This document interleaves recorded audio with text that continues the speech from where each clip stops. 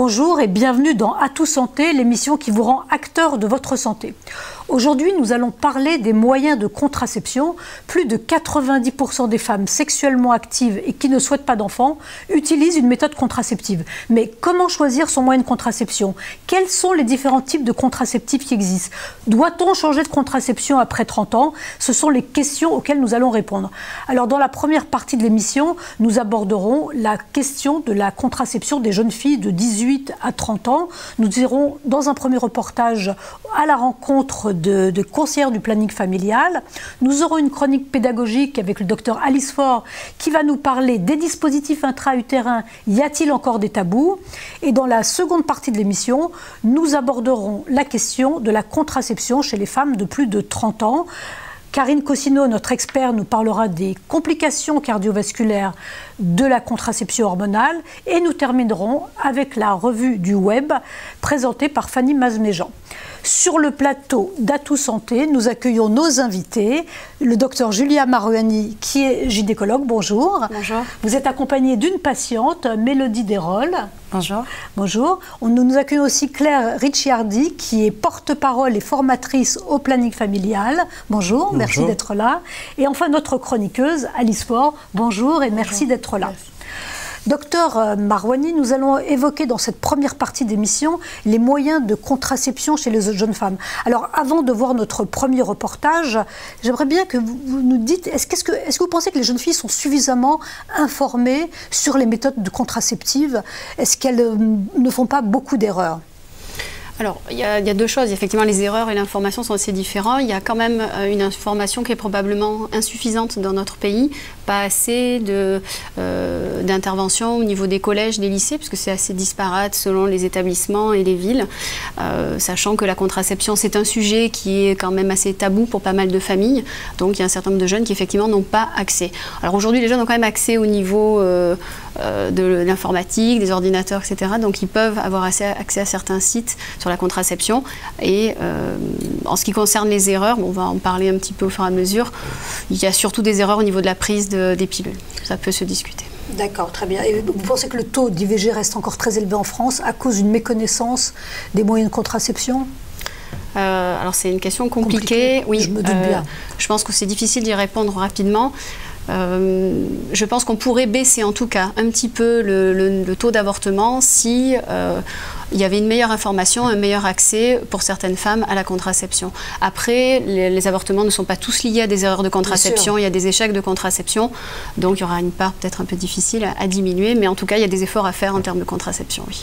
Écoutez, merci. Je pense que de toute façon nous allons visionner un reportage qui va être présenté par Patrick Loez et qui va déjà nous donner un état des lieux et nous reprendrons notre discussion après la diffusion du reportage. Le choix d'un contraceptif marque une étape importante dans la sexualité d'une femme. Pilule, stérilet, implant ou encore patch, les moyens de contraception sont aujourd'hui nombreux, efficaces et adaptés aux différents modes de vie. Les différents moyens de contraception disponibles actuellement, il y a les méthodes hormonales, la pilule qu'on connaît bien, qui se prend tous les jours, qui est très appréciée par les jeunes filles parce qu'elles connaissent bien, avec les risques d'oubli qu'on connaît aussi. Le patch, on le colle sur la peau pendant 3 semaines. Et l'anneau, qui est un anneau souple plastique qui se met dans le vagin 3 semaines par mois. Et ça permet aux débutantes en contraception, aux jeunes filles un peu tête en l'air, de moins oublier leur contraception. On a aussi l'implant qui est un petit bâtonnet qui diffuse des hormones qu'on met sous la peau du bras, qui a l'avantage d'être en place pendant 3 ans et d'assurer une contraception qu'on n'oublie pas. Et après, on a les stérilets.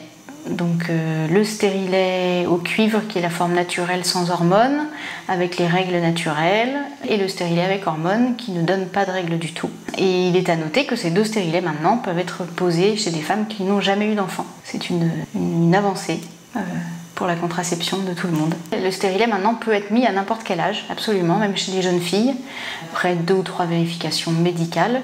La majorité des personnes reçues ici sont des jeunes filles mineures. Après, il y a aussi des jeunes majeurs, des femmes en difficulté, de tous âges. On peut dire que ça va de 14 ans à 70 ans. Elles viennent ici parce que c'est plus simple pour elles. Elles sont sûres de la confidentialité et de la gratuité. Pour des jeunes filles, c'est très important que leur famille, leurs parents ne soient pas au courant. Et pour certaines femmes aussi. Les contraceptifs les plus utilisés, c'est la pilule évidemment, chez les jeunes filles, qui est quand même toujours le contraceptif le plus en vogue. Le stérilet au cuivre devient très utilisé aussi chez les personnes justement qui n'ont plus envie de prendre d'hormones, qui ont envie d'une contraception plus naturelle. La contraception de demain, c'est les contraceptions qu'on n'a pas peur d'oublier.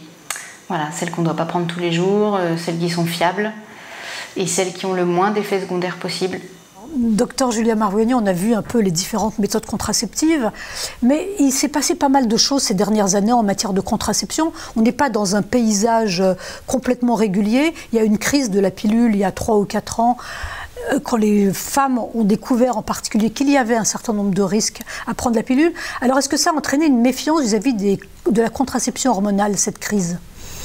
Oui, effectivement, il y a quand même eu une diminution, voire un arrêt de certaines contraceptions hormonales par les patientes suite à la crise de la pilule. Après, ça a probablement été un petit peu exagéré en termes d'inquiétude. Les risques cardiovasculaires liés à la contraception hormonale sont connus depuis très longtemps. Ce n'était pas une nouveauté. Ça a été médiatisé à ce moment-là suite à des études réalisées sur des cohortes dans d'autres pays. Il faut quand même relativiser le risque entre les différentes générations de pilules, qui est quand même... donc ce risque, il existe. Ça nécessite que tous les professionnels qui vont prescrire les contraceptions hormonales s'enquièrent des antécédents de leurs patientes, de leur état de santé. Mais en tout cas, ça ne nécessite pas d'interrompre cette pilule et les différentes pilules et d'entraîner ce qui s'est passé lors de la crise de la pilule des patientes qui se retrouvaient sans contraception. Et qui ont été enceintes et qui ont eu des IVG. Entre autres, il y a quand même eu une augmentation en 2013 un petit peu du nombre d'IVG en France. Claire, est-ce que vous avez senti un basculement à ce moment-là ?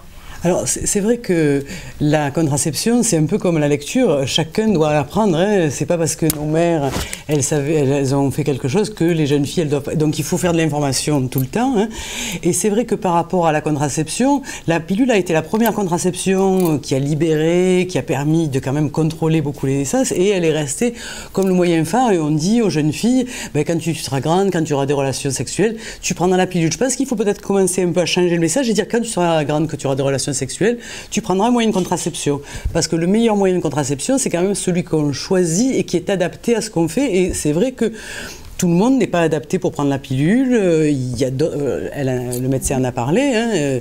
Il y a d'autres formes de contraception hormonale, mais il y a aussi donc effectivement les dispositifs intra-utérins, qui est le grand nom scientifique, on va dire, du stérilet. On connaît plus le mot stérilet que le mot dispositif intra-utérin. Donc ça, c'est quelque chose effectivement qui, avec les dangers qui ont été dits, même si on les connaissait avant, de la pilule, a permis de faire un peu ressortir et que des personnes se disent, mais oui, quand même, je peux le mettre, même si j'ai pas d'enfant, parce que c'est quand même aussi quelque chose qui reste beaucoup dans les discours. Hein. On dit des personnes qui mettent le stérilet sans avoir un enfant, leurs amis disent « Ah bon, mais c'est pas dangereux ». Non, c'est pas dangereux du tout. Si un médecin le fait, c'est qu'il sait que ça n'est pas dangereux.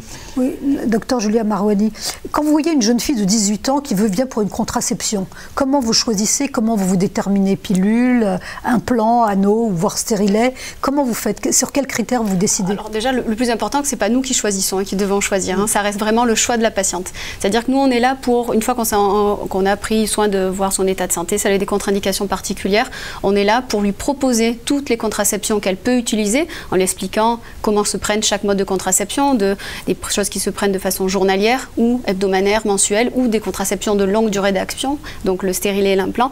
Et après, c'est la patiente qui va choisir un petit peu en fonction de ses propres idées de départ, de ses connaissances, de ses expériences de personnes qu'elle connaît. Elle va souvent s'orienter sur un mode de contraception. Un mode de contraception, ça s'essaye. C'est ça que je dis souvent aux patientes en consultation, dire que c'est pas parce que la cousine a eu une mauvaise expérience avec un stérilet, un implant ou tel type de pilule que ça ne va pas convenir à la patiente. Chaque patiente est différente, réagit de façon différente aux hormones et à son mode de contraception. Donc c'est vraiment important de discuter avec la patiente, voir ce qui l'intéresse le plus, et à ce moment-là, elle choisit, elle essaye un mode de contraception. En tout cas, voilà, je reprends tes mots, c'est la patiente qui choisit la contraception, c'est important, et nous on lui fait l'éventail de ce qu'elle peut avoir accès. Mélodie, alors vous êtes patiente, vous avez eu du mal à trouver votre contraception au départ. Racontez-nous un petit peu votre itinéraire et votre parcours. Alors moi j'ai commencé, comme je pense la plupart des jeunes filles, à prendre la pilule. Et ensuite, vers mes 23 ans, suite à plusieurs oublis répétés, donc aller prendre la pilule du lendemain en urgence ou pas respecter des horaires réguliers, j'ai décidé d'utiliser un autre moyen de contraception. Donc j'en ai parlé avec le docteur Maruani. Et d'un autre côté aussi, je fume. Donc j'avais aussi cette envie d'arrêter les hormones, et le stérilet me paraissait le choix le mieux pour moi, en fait. Donc on en a discuté, oui. Bon, bah, écoutez, c'est déjà très important. Est-ce que tous les moyens de contraception qu'on a décrits ici, l'implant, la pilule, le stérilet, ils sont tous efficaces de la même manière ? Alors, il y a des petites différences de chiffres, mais globalement, tous les modes de contraception qui sont disponibles, les modes de contraception médicale, on ne va pas parler de méthodes naturelles. Voilà, méthodes naturelles ou de diaphragme ou autres. En tout cas, tous les autres, anneaux, pilules, stérilets, implants, ont des modes d'efficacité très très élevés. Le taux d'échec est très faible. Alors c'est vrai qu'il y a des méthodes dites naturelles. On serait peut-être pas mal de dire quelques mots sur les spermicides. Est-ce que ça ne marche pas vraiment bien ? Disons que là, surtout sur les populations jeunes où la fertilité est maximale, c'est un mode de contraception qui est totalement insuffisant pour les femmes jeunes. Après, ça peut être associé justement à l'utilisation de diaphragme pour les patientes qui choisissent ce mode de contraception, mais ça reste quand même insuffisamment efficace si vraiment on ne veut pas de grossesse. Et les jeunes filles, quelle est leur demande principale ? Moi, on m'a dit que maintenant, avec la mode du bio et de l'écologie, les jeunes filles vont de plus en plus vers des demandes naturelles. Est-ce que vous voyez ce genre de demande au planning familial ? C'est assez réduit, il n'y a pas beaucoup, mais c'est vrai que ça existe, il y a des gens qui ne souhaitent pas prendre d'hormones, qui ne veulent pas de corps étranger aussi. Chaque personne peut avoir ses résistances, et c'est vrai que le moment de l'écoute et d'écouter ce que recherchent les personnes, c'est important. Et c'est vrai que souvent quand on dit mais vous savez, il faudra, peut-être vous n'aurez presque pas de relation, parce que les méthodes naturelles, c'est une méthode de surveillance de l'ovulation beaucoup, et du coup ça réduit beaucoup les moments où on est autorisé entre guillemets à avoir des relations sexuelle. Donc c'est vrai que souvent les gens se disent bon, est-ce que je vais y arriver? Après, ce que je voulais dire aussi, c'est que vous dites beaucoup de 18 ans, et il y a des personnes mineures. Il faut savoir que dans les centres de planification, ce qu'on appelle communément le planning familial, les personnes mineures sont reçues gratuitement et confidentiellement aussi pour avoir un moyen de contraception par un médecin qui le leur prescrit. Et quand les jeunes filles n'ont pas envie d'avoir une contraception à long terme, si je puis dire, parce qu'elles ont des rapports irréguliers, qu'est-ce qu'on peut leur proposer? Le préservatif, c'est compliqué, parce qu'il y a des jeunes filles qui n'ont pas envie d'avoir un stérilet ou une... Qu'est-ce que vous proposez? Ça arrive, ce genre de demande? Oui, alors moi, après, je déconseille les arrêts, les reprises de contraception, parce que est-ce que vraiment on a toujours le temps d'anticiper qu'on va rencontrer quelqu'un, avoir une relation sexuelle? Donc en tout cas, chez les patientes sous pilule, je leur conseille de rester sous contraceptif, par exemple, ou je ne retire pas un stérilet assez régulièrement, fréquemment. Merci beaucoup. Écoutez, maintenant on va parler avec Alice Faure, c'est plutôt elle qui va nous parler d'ailleurs, et elle va nous parler du stérilet et des tabous. Existe-t-il encore des tabous face au stérilet? Aujourd'hui, j'ai la délicate tâche de défendre le stérilet. Parce que oui, on ne va pas se mentir, le concept de s'introduire un morceau de métal à l'intérieur de soi, ça ne nous vient pas immédiatement. Et parce qu'il faut avouer qu'une contraception qui contient les mots stérile et lait, ça ne nous donne pas trop envie non plus. Alors, pourtant, le stérilet est aujourd'hui reconnu comme le moyen de contraception le moins contraignant pour le quotidien des femmes. Du coup, j'ai essayé d'établir une petite liste des pour le stérilet afin d'essayer de briser un peu les tabous et d'essayer de défendre ce moyen de contraception. Donc, tout d'abord, on ne l'appellera pas stérilet, mais dispositif intra-utérin, car le stérilet ne rend pas stérile. Secondairement, il peut être mis en place par une gynécologue, mais également par une sage-femme ou dans un centre de planification familiale. La pose est rapide et, comme vous l'avez dit, ne peut se faire à n'importe quel moment du cycle. Donc, pas besoin, mesdames, d'attendre d'avoir vos règles pour aller courir chez votre gynécologue. Vous pouvez le faire poser à n'importe quel moment.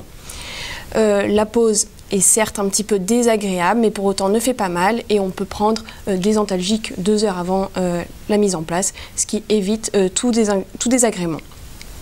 Toutes les femmes ont droit à un dispositif intra-utérin, même celles qui n'ont pas eu d'enfant. Et on peut se le faire poser 4 semaines après avoir eu un enfant, et même si on allaite. Oui, ça peut donner des règles un peu plus abondantes, mais elles ne durent pas plus longtemps. Et pas de stress pour avoir un futur enfant, car quand on retire le stérilet, le retour à la fertilité est rapide. En plus, gros avantage, plus de stress avec l'oubli de la pilule. Donc je ne sais pas si après cette chronique, vous allez toutes courir chez votre gynécologue pour vous faire poser un stérilet. Néanmoins, j'espère avoir un peu apaisé vos craintes. Et n'oubliez pas, la meilleure contraception, c'est celle qu'on choisit. Écoutez, merci beaucoup Alice pour toutes ces précisions. C'est vraiment intéressant d'avoir pu remettre un peu les pendules à l'heure sur ce sujet qui fait beaucoup peur aux femmes en général, pendant longtemps en tout cas qui leur a fait peur. Écoutez, merci à vous d'avoir été dans cette première partie émission. On va continuer dans quelques instants avec un deuxième reportage. On va parler de la contraception pour les femmes de plus de 30 ans. Je vous remercie beaucoup Alice d'avoir été là. Je vais vous libérer et puis on se retrouve sur le plateau dans quelques instants pour la deuxième partie de cette émission. 82% des femmes de 30 à 55 ans utilisent un moyen de contraception à long terme. Simple d'utilisation, un taux d'efficacité proche de 99% et une durée de vie de 3 à 5 ans, le stérilet et l'implant sont les contraceptifs les plus utilisés par les femmes après 40 ans. Entrez, je vous en prie, installez-vous. J'ai 36 ans, je prends un contraceptif donc, depuis l'âge de 14 ans, qui est une pilule contraceptive. Je consulte régulièrement ma gynéco chaque année pour faire un frottis, un contrôle. Et là, j'ai eu une enfant donc, qui a 5 ans aujourd'hui et je souhaiterais avoir des informations avec ma gynéco au sujet des autres moyens de contraception qui pourraient éventuellement me convenir par rapport à mon âge et à mes grossesses et puis à tout le reste, quoi.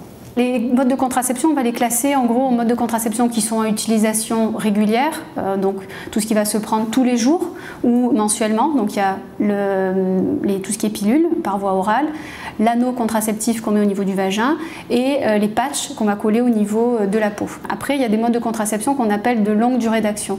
Il va y avoir l'implant contraceptif et les différents stérilés, ça qui sont entre 3 et 5 ans selon les différents modèles. La contraception, elle va surtout se choisir après une discussion qui est assez longue avec la patiente sur ses antécédents, puisque pour une prescription notamment de pilules, avec certains risques cardiovasculaires, il faut s'assurer qu'elle-même ou dans sa famille n'ait pas eu des antécédents particuliers qui pourraient contre-indiquer la prescription de certaines pilules. Même s'il n'y a pas de risque particulier, c'est quand même un risque de prendre des hormones comme ça, avec dans ma famille des antécédents de cancer du sein.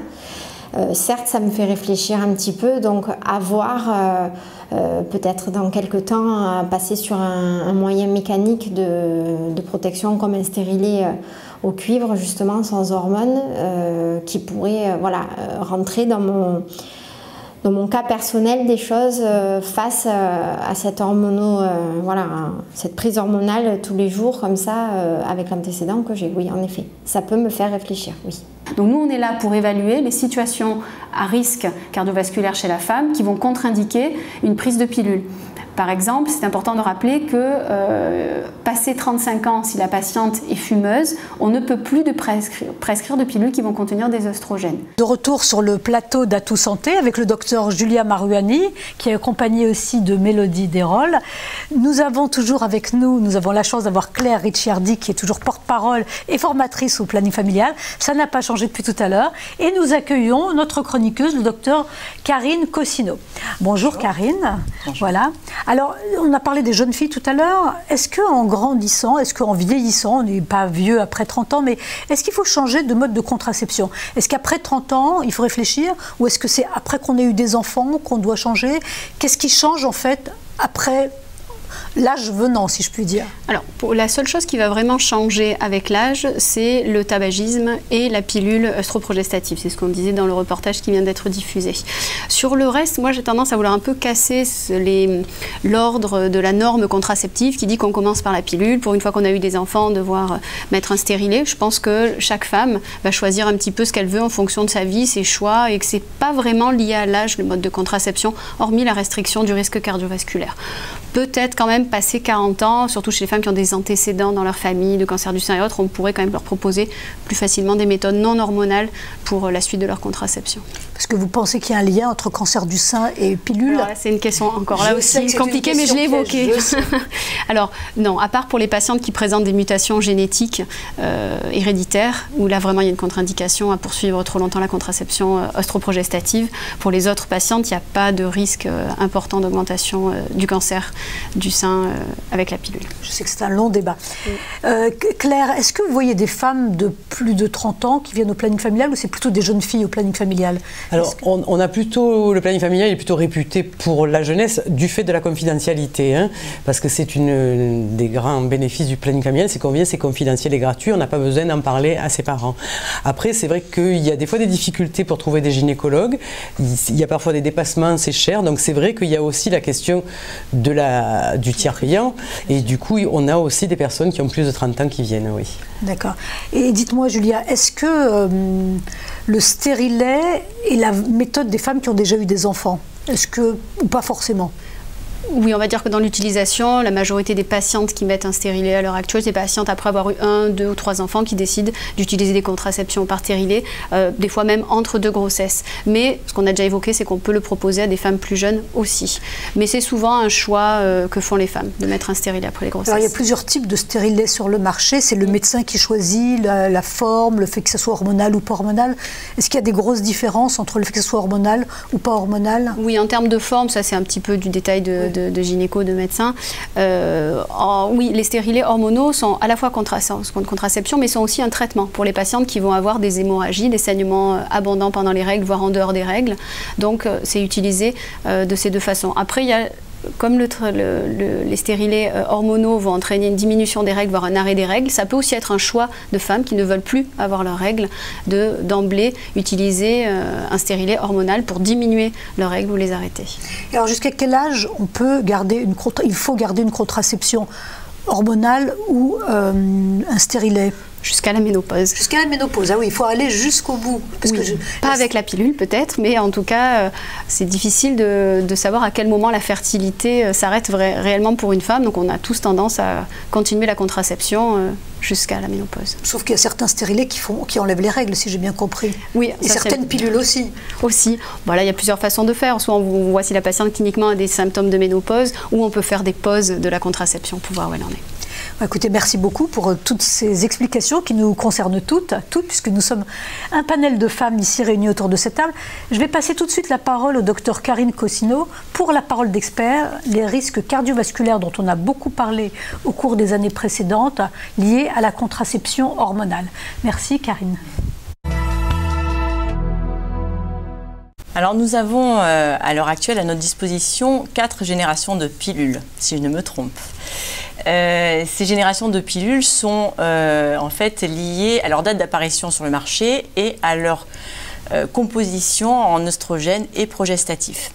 Toutes ces générations de pilules entraînent une augmentation du risque thromboembolique veineux, donc de phlébite, et de risque d'embolie pulmonaire.